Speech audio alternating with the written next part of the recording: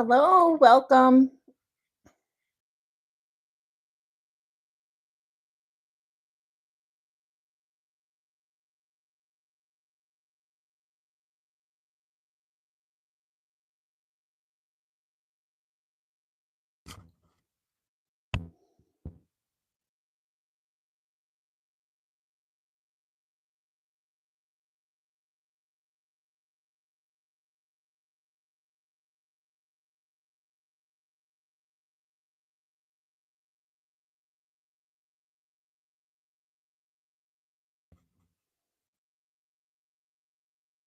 It's 9 o'clock.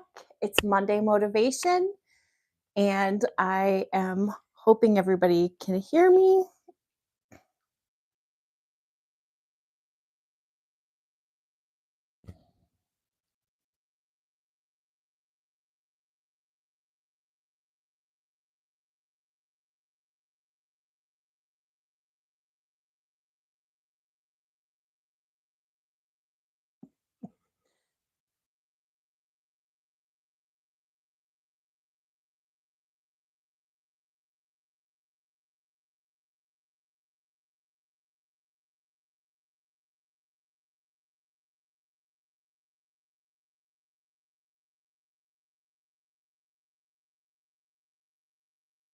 Hi, Terry.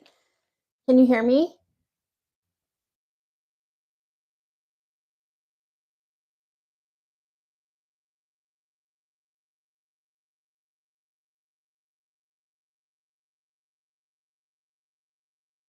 Hi, Shannon.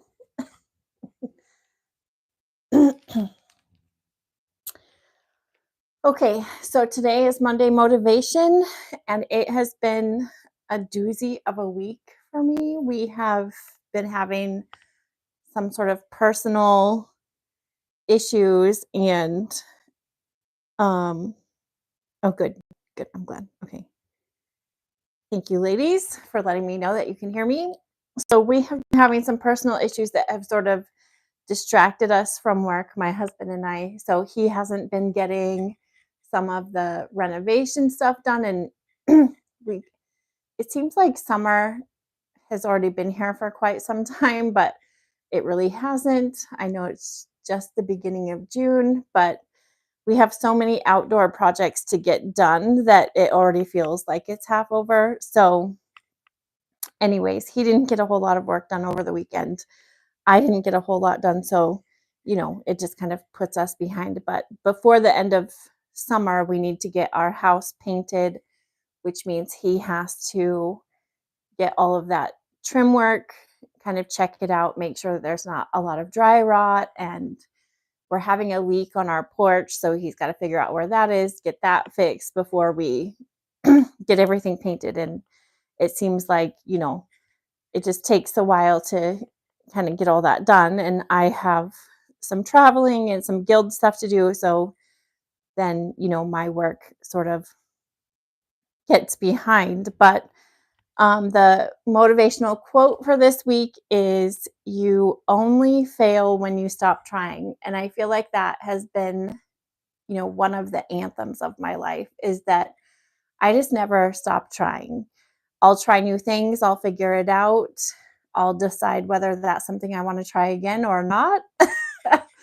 But I don't ever stop trying with anything. I will keep finding that one little pathway to get into what I need to do to be successful or be, successful meaning to conquer the goal or the dream or um, anything like that. So whether it was finding the right doctor for my child or, like I will just keep searching and searching and searching to figure out what I need to do to get to that next level or find that answer. And it is frustrating and it is daunting, but um, it goes along with practice makes perfect, right? We just keep trying and trying and trying until success. And I don't always have all of the answers, but we can always keep looking and trying. And Another thing that I have to get done, because we just found out my son's and daughter-in-law's baby shower for our first grandbaby is June 23rd. And one of my besties, her niece and nephew are having a baby a couple of months after, or 1 month after my grandbaby is due. And they're both sort of doing the same theme. So we're sewing them together. So we started that this week, and the quilt, and it's kind of funny because it's called Timber, and it's by Buttermilk Basin, and it's a lumberjack. And what's funny about that is that as soon as my son got married, they had told us after they got married that they were going to start trying on the honeymoon to get pregnant. And I bought this pattern immediately because they all kind of, his brothers tease him about being a lumberjack, and he's a really hard worker, and he wears, a lot of flannel and work boots. And even in their wedding vows, she had referred to him as, a lumberjack or something. And so I thought it was really cute to make that quilt. Well, my best friend's niece, she married a man who actually is a lumberjack. And so that's the theme that they're doing their nursery. And my grandson's theme is going to be trees and sort of nature. And so it kind of goes with the theme of stuff. But so we've started working on those. We got them cut out, and now we are under pressure to get them done because the shower is in a couple of weeks, and I need to have a quilt there. I mean, I'm the grandma. I'm actually the Oma. My husband is Opa, and will be Opa and Oma, which is German. My husband has German heritage, and I have Scandinavian heritage. And so we just decided as our names that we would be Oma and Opa. So yeah, so that's kind of fun. And I just feel like so blessed to be a part of all of that and share this new life and new generation and everything. It's pretty exciting. I just could start crying again because all of the blessings that we get to have and share, and that we moved so close to them. I mean, we're like 30 minutes away or 40 minutes away, but that's way better than 2.5 hours. So we get to be a little bit closer and all of that. And we seem to have done it in just the right time for all of these great things to happen. So that's exciting.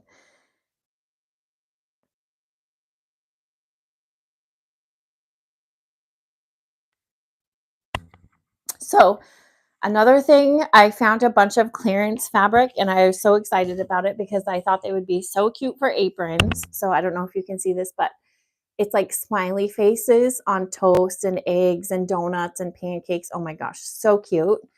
And this goes like with it, is like the smiley face eggs. And then I found these, it's a cute little farm scene kind of a thing. Oh my gosh, the little bird is so cute. I don't know if you can see those, but so I thought those would be really cute. Ooh, I moved my table. Put it on caster so we could move it, but sometimes it moves a little bit too easy.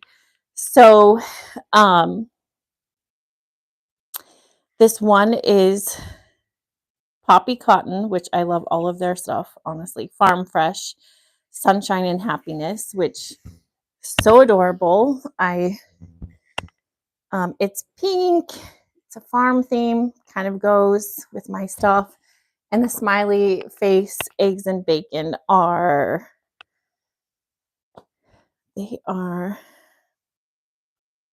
Paintbrush Studio. So cute. And it's called Food Face. Adorable.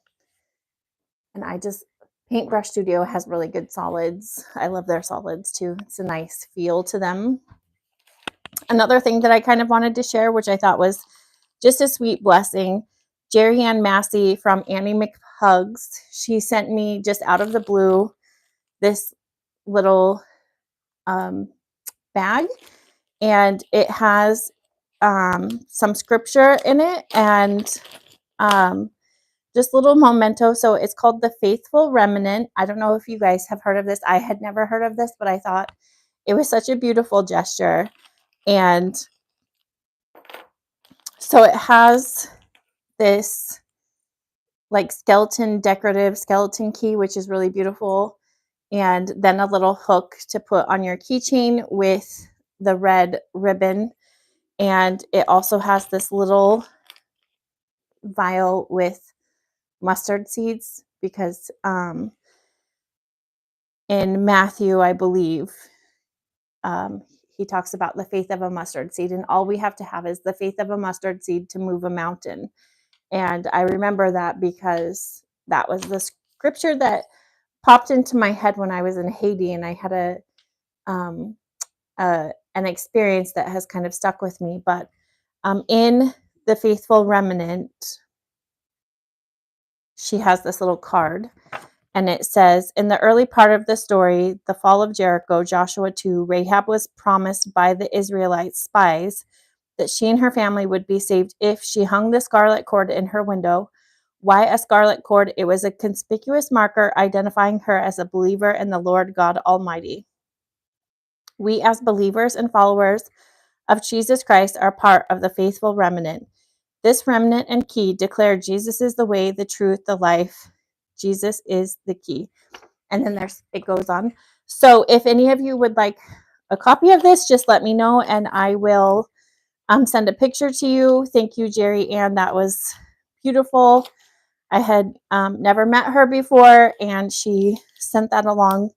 And I think it's just beautiful that we can do that for each other and be servants. So thank you for that. I wanted to share because I shared that with the ladies in my Bible study, and they all thought it was beautiful. And I think that they may carry out and send some of those to their own people, which I think we all just need to kind of pass on good things. And so other than that, it has been raining and pouring, and I mean, it is soaking wet out there. Even my dogs don't want to go out there. It's so wet. And we just haven't been in a place until we moved here that, I mean, in central Washington, it's really a desert. So we'll get rain, and it will rain, it'll pour down when it does rain, but it doesn't rain for really long periods of time. So here we have learned that, especially in the spring, it can rain for 30 days and 30 nights, it feels like. So it's been raining since yesterday, just pouring. And as soon as the sun comes out, my husband will have to get the mower out because it's been raining so much, the grass is growing a lot. But the work never ends on a funny little farm, right? So let's see. I'll see if any of you are asking any questions. Hi, Jenny. Yes, I will be sharing the lumberjack quilt as soon as we get them finished. We are changing a few little things, but because we want them to be usable, and I think some of the elements are originally wool, but we're going to change a few things and applique them so that we can use them and they can wash them. And many of you are commenting about how grandbabies are the best, and I keep hearing that from everybody, and I'm so excited.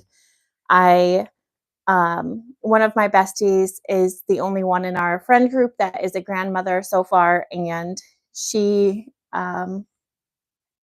has her granddaughter at least once a week, and they do fun things. And so we'll have to figure out that as time rolls on. Obviously, mine aren't even born yet. So, but I am already imagining all of the great things that we will do together and how we will implement them into our lives and routine. And I'm probably going to have to make some decisions about work because I'm I'm not going to want to travel as much because I don't want to miss out on all of these wonderful things. And but we'll just have to see how it all kind of shakes out. I think all of us probably have to make all of those changes when these big life events happen. And I just don't know what that looks like yet. And I can't sort of predict what it will look like. Um, so I just have to take it as it comes. But our first grandbaby is due in August. And it and that situation came up because our grandbaby is due in August and we're going on our cruise in August, and I can't change the cruise because it's a business cruise. I'm teaching for Stitch in Heaven on that cruise, and my husband's coming along, and I'm like, I please don't let the baby be born while we're gone. I like this was booked 2 years ago. There's nothing I can do about it, So, but my son said he will forgive me if that happens, and it'll be okay. So, uh, other than that, this week I'm filming a lot of videos because I have a sew along that I'm trying to get done, and I just wonder if I bit off a little bit more than I could chew because I am knee deep in this project and it's taking a long time and more work than I sort of thought. So I sort of have to evaluate that and see where that lands. And then I am I won't be here actually next Monday because I'm going to check that out. I'll leave a message because I am teaching in North Idaho next Monday and Tuesday, and but I may be there only in the evening, so I still might be able to make Monday motivation. I have to check my schedule, but then so on top of that big project, I have a lot of quilts that I need to get quilted, and um, we're getting ready for the launch of Chicken Scratch. So I have some more samples to kind of get made, and I have some new patterns coming out. So I have to get those samples made, and I have this stack of blocks that I that are calling to me. I don't have time to play with them, but I really want to play with them because they are all of the sample blocks that I've been making to make my YouTube videos. And I literally have a stack this large because they're just like 1 or 2 blocks of each quilt because I have the quilt, typically hanging behind me. So then I just have enough to demonstrate the one block. And so now I want to put all of those blocks together in kind of an improv quilt that I think will be really fun. And I love, a lot of people don't know that before I was really a designer of quilt patterns, is that I really loved scrap quilts. I loved just kind of digging in and making something from nothing or our leftovers. And I think the reason I loved that so much is because it was freedom. I didn't have to worry about whether this um, fabric matched that fabric or whatever. We really just, you know, focused on darks and lights and mediums. And I never really cared if there was Christmas and Easter and Halloween in one quilt because you just dig into your scraps and find anything that works and put it in. And then those quilts tell such a story, right? Because when you look at those quilts, you're like, oh, that's the fabric I used to make my son's, trick or treat bag. And this is the fabric that I used to make our Christmas stockings. And this is the fabric that I used for that Easter dress or, whatever it is. And I think that they tell way more stories. And it was just freedom to sew and not worry. And so I get very excited when I get, a project like that because I don't know where it's going to go. It's just a big surprise. And in the end, it's something that I typically love. And those are the things that we have around the house that we use and love. And so those are really my favorite projects. Um, the ones that I do for my business and design, I know what they look like before I get started. So there's really no surprise to those. And it's fun designing, but I typically have to design everything on the computer before I make the pattern because we test the pattern to make the sample and all of that. So I pretty much already have an idea of what it's going to look like. There's no surprise. And I've done all of the creating on the computer, which is great. But sometimes there's something about that organic process of just taking fabric, sewing it, and seeing what happens in the end. And I love that surprise. I feel like we don't get a lot of good surprises as adults. And um, those are one of those things that it's always a good surprise, or maybe not. Some people don't like that, but I do. So, oh, Shan, so you're an overthinker when it comes to scrappies. I have a lot of my friends and customers that only do controlled scrappies.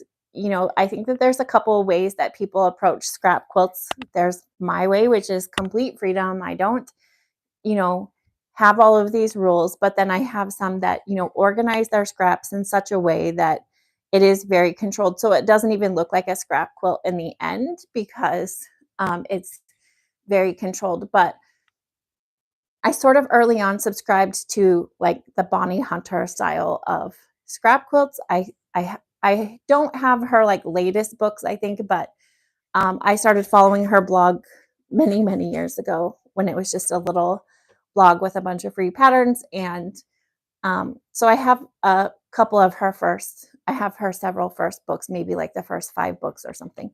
And I sort of subscribed to her policy of throwing it all in and just caring about the value.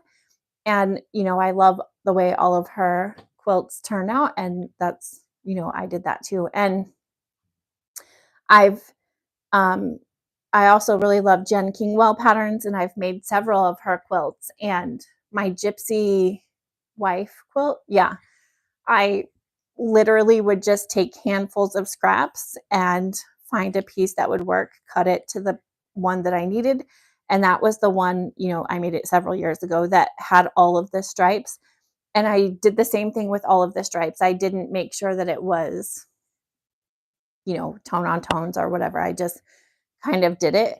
And in the end, it all just kind of worked out. And what I found out years ago when I joined the Jen Kingwell group for people who just make her quilts is that I think her daughter-in-law or someone in her family counted how many different fabrics were in each of her quilts. And I think it was some huge number. Don't quote me because I don't remember, but I want to say the quilt that had the least amount of fabrics, individual fabrics, it was like 160 or 190 or some astronomical number because she just sort of does the same thing. She just, you know, doesn't, it's not like random and she just throws them in there because she does care about value and that sort of thing. But I think that's what made me appeal to her quilts is because they are scrappy. They do use a lot of different fabrics, and you can tell that she has a distinct style. So there is something to that. I don't know what the magic is. A lot of people say to me that they can walk into a show and know once they see a quilt without seeing the name that it's me, my quilt, or my design. But I don't know what that is because I couldn't tell you what that magic is either. But I know because I've done it to, recognize it in other people as well. So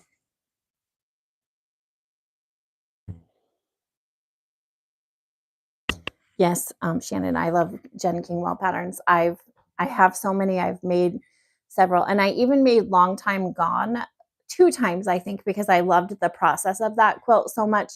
I love a good sampler anyway. If anybody can't tell, I make a ton of samplers.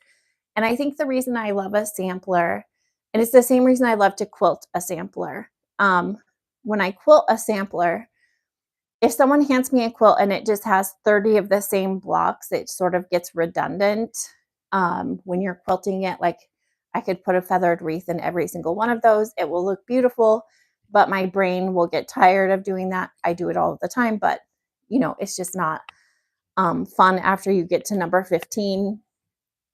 Whereas when I'm quilting a scrappy or a sampler quilt, I get excited because that means that every single block gets a different design, and it makes me have to think about it and what can I do to bring out this or that in each block.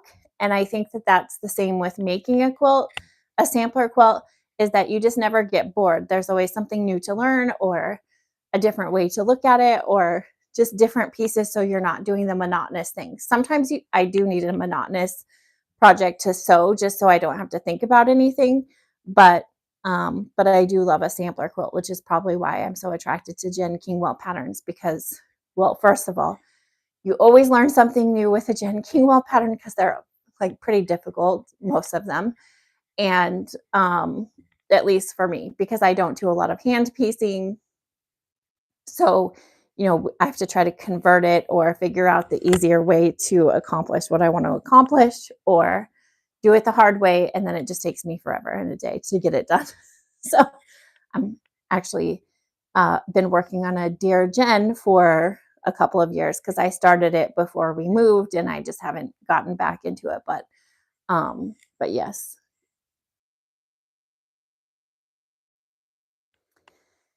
So other than that, I love a quick project too. I love just getting into it. Like sometimes in between some difficult projects, if I can just sit down in a weekend and sew something and feel like I have that sense of accomplishment, it really does reboot me in a way. So sometimes we'll get burnout, especially as a designer, we get burned out. And, when you turn your hobby into your job, it is no longer sometimes relaxing. We have strict deadlines, we have things we have to get done. And a lot of times for me, I have to get a certain amount of quilting, long arm quilting done because I need to have that steady income. And everything that I do with design work sort of happens now, and then I'll get a payoff 6 months from now with those types of things. So you have to like sort of balance what's going to bring you income now and what you have a chance at getting income later, because designing is sort of kind of feast or famine in several aspects. So, but we just so and work, and then you can get burnout. And none of it is like really feeding that creative process. So it's the same as if I were to go work in an office and bill medical insurance, because that's what I used to do. And then I would come home on the weekends and sew or do something to, release that creative outlet, have the therapy. But when you have used your therapy for your work, I'm not going to an office and billing medical insurance, but I do have these strict deadlines and things that I have to get done. I sometimes will just pick a jelly roll project or something that I know that I can get done in a short amount of time. It will help me feel like I've accomplished something. It will provide that therapy that I need to just sit down and do something freeing. And then it will spark new energy for me to tackle those next couple of projects that I have to get done. So that is one of the tricks that I use to kind of help spark and rejuvenate after you get burnout, which it seems like it shouldn't make sense that you'll sew another project when you're burned out from sewing. But the everyday sewing that I have to do for work doesn't feel as creative typically. It feels like a deadline. Whereas if I'm just kind of, you know, easily, calmly, no deadline, just get to cut and play, that seems a little bit more freeing. So I don't know. What are your tips and tricks for dealing with burnout? Is it like that creative release? Is it maybe getting some UFOs done so that you can feel like the list isn't so long? I don't know. Like, share your tips with me. I'd love to hear them and hear what you guys do with that.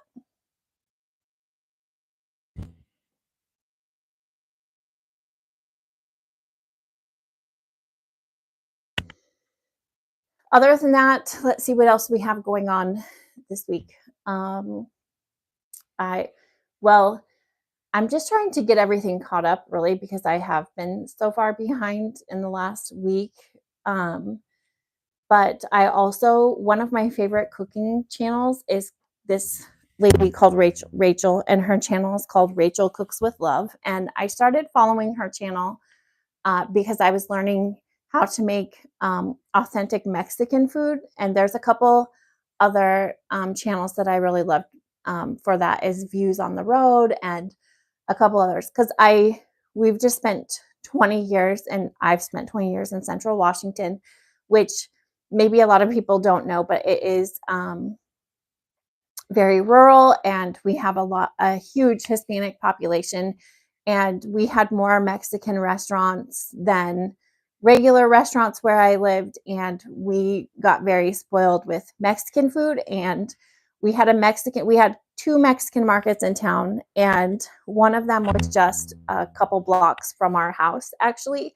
And when we would go there, they would have like all of the marinated meats. They would make fresh salsas every day. And they had, I don't know, like I would say 6 or 7 different kinds of salsa and hot sauce and different things.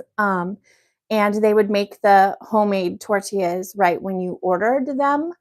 And so we were very spoiled, and we really wanted to support them during the pandemic because we knew it was a small business. We really loved, and wanted to support our local people. So every Friday we would go and get like 3 dozen tortillas made, buy their big roll of carne asada, and buy several salsas. And that's pretty much what we would eat all weekend long. We would just turn on the grill and make a bunch of the meat and do the same thing the next day. And that kind of became our Friday thing. And in fact, whenever I have any friends come from our old town, I like, please get a cooler. I will pay you money. Bring us some of those rolls of meat. And, but I had to learn how to make all of the tortillas and everything myself because we were really struggling to find any decent Mexican food when we moved here. And it's funny because I've been in some of the local groups for the surrounding area and county, and there's a lot of people that move here from other places, whether it's like Texas or New Mexico. And they're like, is there any decent Mexican food here? And I just want to say no, like we have not found any. So anyways, I started watching her channel last year, and I've tried countless of her recipes, and I really love them. And she's taught me how to make tamales and all that. So we do tamale day every year and all of those things. Anyway, so today I'm making one of her recipes that we really love, and it's like these chicken patties that you make in this like salsa after you roast the tomatoes and the tomatillos and all of that. So I figured for a rainy day it would be really good to have one of those recipes. But another recipe that I really love and I'm going to use tomorrow, so I'm kind of going to make all of the red sauce and stuff for everything today, is it's called eggs in a blanket. And you make the tortillas, and when they puff up, you take them off, and then you cut a slit in them, and then you put an egg in the tortilla and then cook it in the sauce, and it's so delicious. So it's supposed to be, I think, a breakfast dish, but we eat it for dinner because we really like it, and we always have lots of eggs. But if you happen to like Mexican food and want to learn the ways to cook it, I would recommend her channel. It's really delicious, and she goes step by step. So let me see.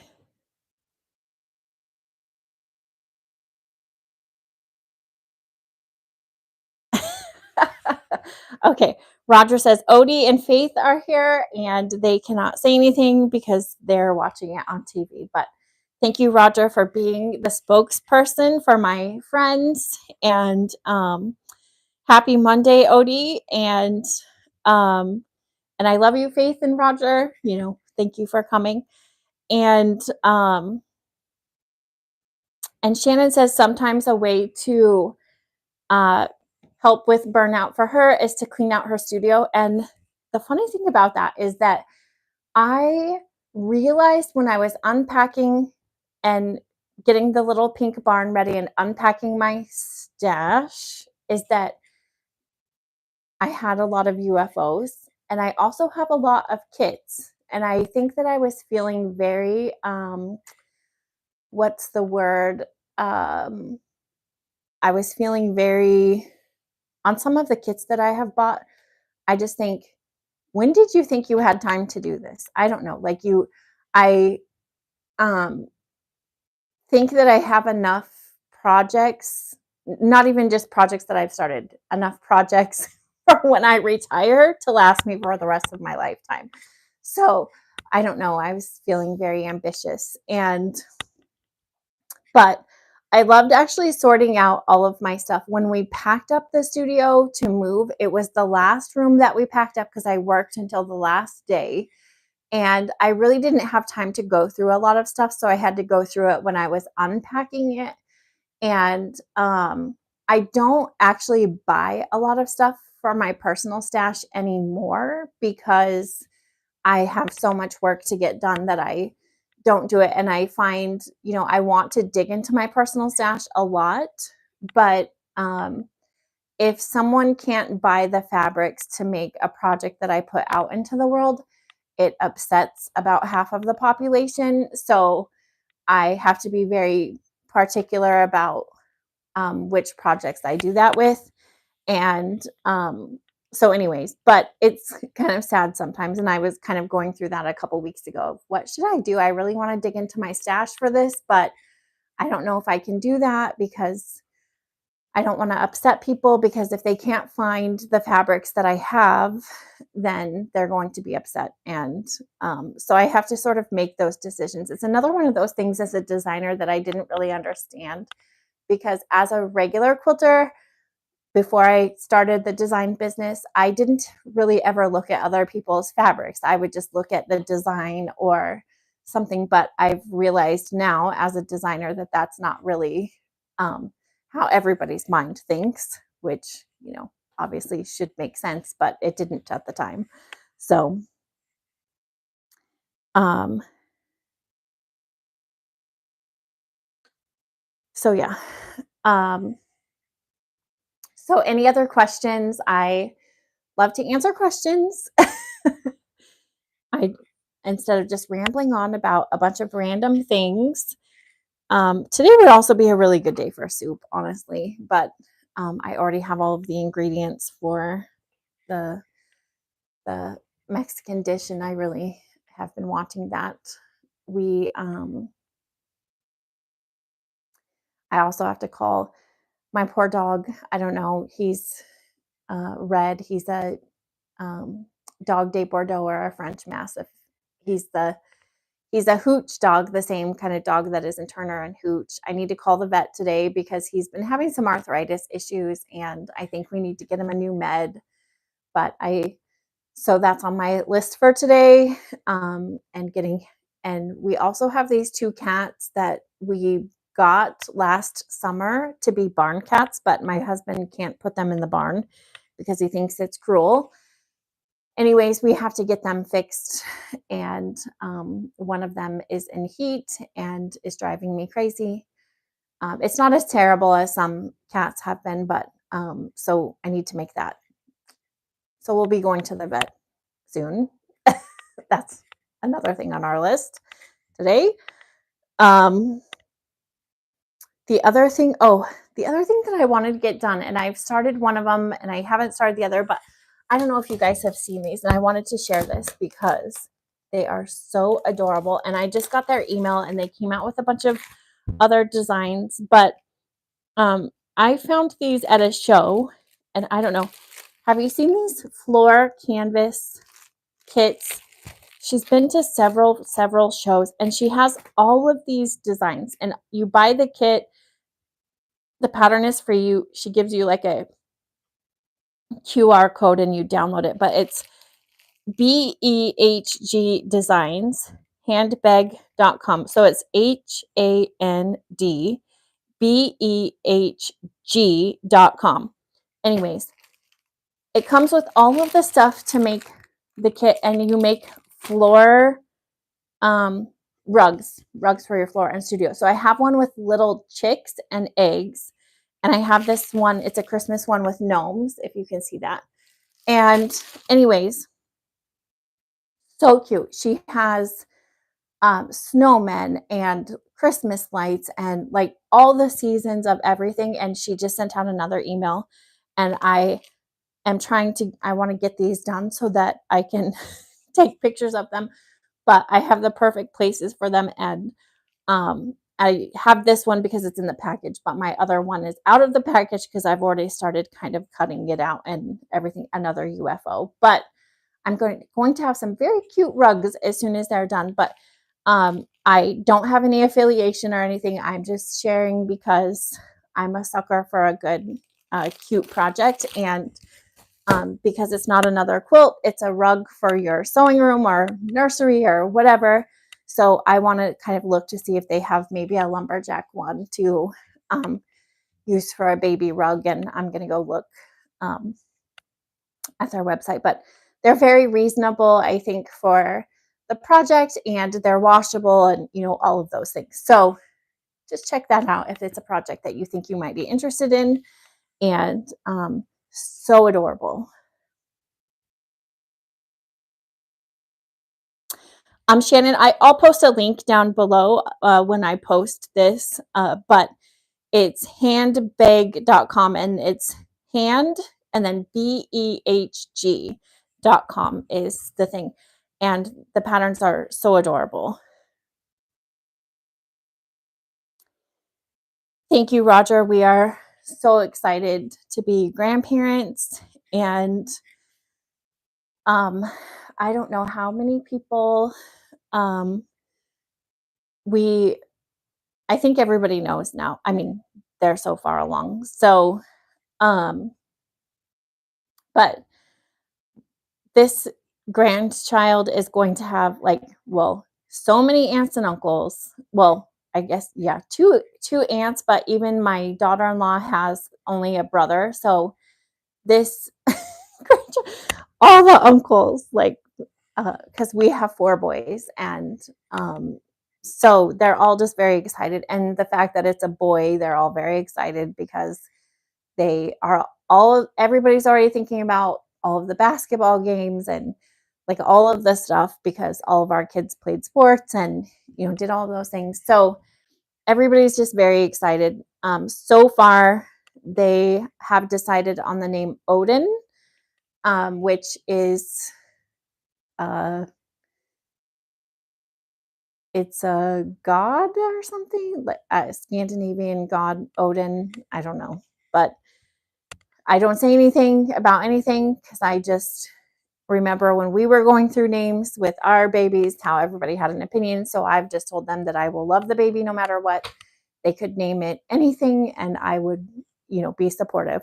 So, but I think the name was Odin. And I think that they've named their dogs all of the god names. So whether it's Thor, their dog is named Thor, and they have a dog named, what is the little girl's name? The little dog's name? I can't remember. Anyways, my son had a cat named Atlas. So I think that's the theme. They named their animals these names, and now their son is going to be named this name. So Odin. And I want to make some kind of monogrammed things with the initial, and I think, will be really cute. So I want to make a baby blanket baby blanket. Did I say blanket? I meant quilt. I'm going to make a baby quilt. That is such a terrible thing to say, a blanket as a quilter. A quilt with the O, and so I have a lot of ideas. I just need time to execute all of these ideas. So,